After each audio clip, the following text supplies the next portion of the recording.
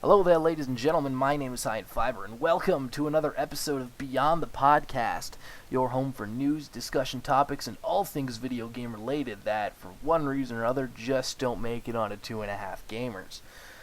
As always, if you have questions, comments, or discussions you would like shared on the show, please feel free to email them into beyondthepodcast@gmail.com. Love to hear from you and include you in future shows. Game in the background today is Dota 2.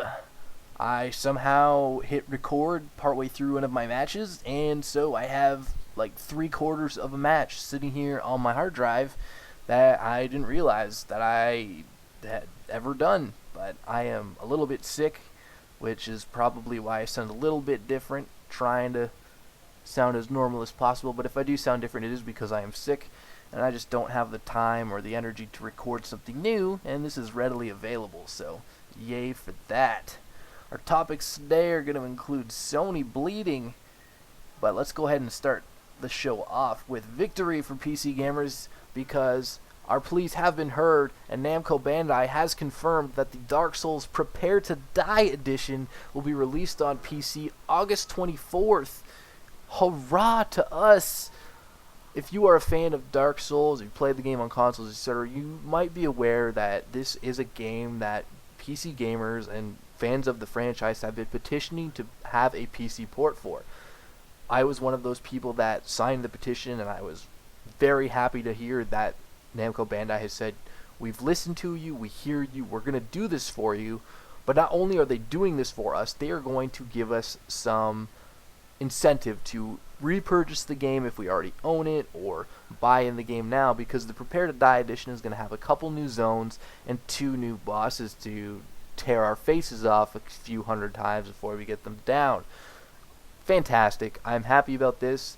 Like I said, I was one of the thousands of people who signed the petition, but ironically another petition has already been started, because there have been some leaked box art shots, and they have the Games for Windows Live logo, and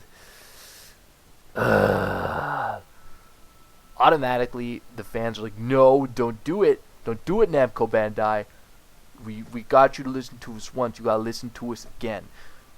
Games for Windows Live, there are tons of problems with the app, and I'm sure that it would deter a lot of people from buying the game on PC if it sticks with that market. Now, hopefully, Namco Bandai will once again listen to its fans and say, okay, that's fine, we'll put it on Steam, or hell, they can put it on Origins, and I'm sure people would just stop caring, because Games for Windows Live is just that bad.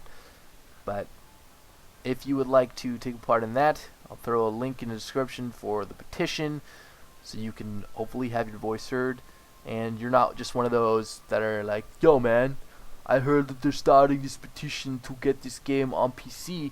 I think that if I sign it, I'm going to be one of the cool kids, so I'm going to do that. Don't be one of those guys. I mean, yeah, it's great that your name's on the list, but I am somebody who believes in don't just throw your name on something if you aren't willing to back it up.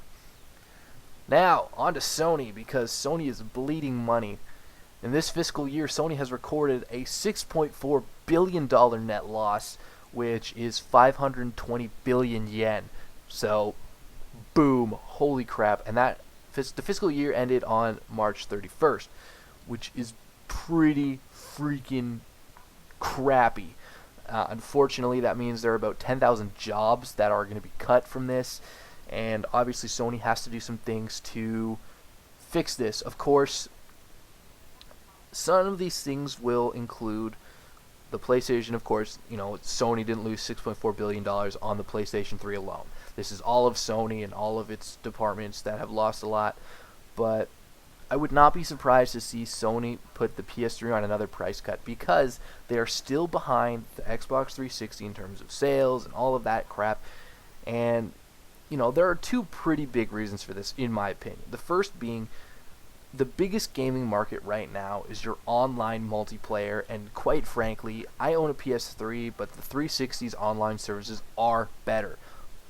Obviously, they're going to be better. You're paying for them. Sony can't have the same servers on a free system, which is fine.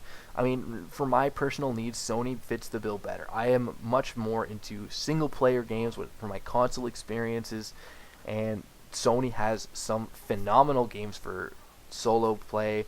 They have the most exclusive titles for their system than any other. It's just they might even have enough to say, between Nintendo and Microsoft combined. They have a lot. But unfortunately, the big things right now are, Battlefield, Call of Duty, Halo, all of those games that are, you get online, you shoot people in the face, and you feel good about it. And unfortunately, unless Sony suddenly says, yo, if you want to use our online features, you have to become a PlayStation Plus subscriber, they do that, they're hurting themselves, and there's just no win in that department. So there's nothing they can do with their online services. The other thing I see hurting the PlayStation 3 over the 360 is backwards compatibility. Yes, Sony has been releasing HD remakes of a lot of the favorite games of the PS2 era, and they have a lot of PlayStation 1 games available on the PlayStation Network. However, how many people purchased a PlayStation 2 back in the day? I'm sure that those numbers are still very high. In fact, they're still high because obviously PlayStation 2 is not only still in the rotation, if you want to call it that, but there are still games being ported on the PS2. I feel like this is hurting Sony. I think that if they had gone, even today, if they woke up tomorrow and said, guys, we have to put either a backwards compatibility right in our Sony right now, not that it'll really help at this point in terms of drawing in new people, but I'm sure that it would really be happy for their fan base. I know I would be excited.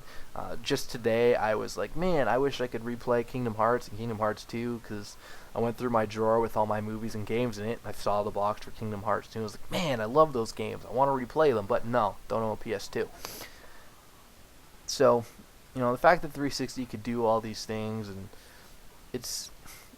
I don't want to say it's a better system, because in all reality, the PlayStation 3 does more than the 360 or the Wii. Not necessarily in terms of its capabilities.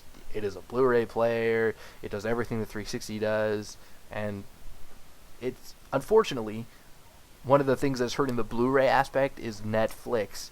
Netflix is a huge market, and you can get Netflix on the Wii, the 360, your PlayStation 3, your PC. You get it everywhere. So a lot of people are like, well, I don't need to buy a Blu-ray. I can just get Netflix and watch in HD that way. And I don't have Netflix for one reason, because I can't get it. Don't have a credit card. But regardless, I am a little upset to hear that Sony is losing money.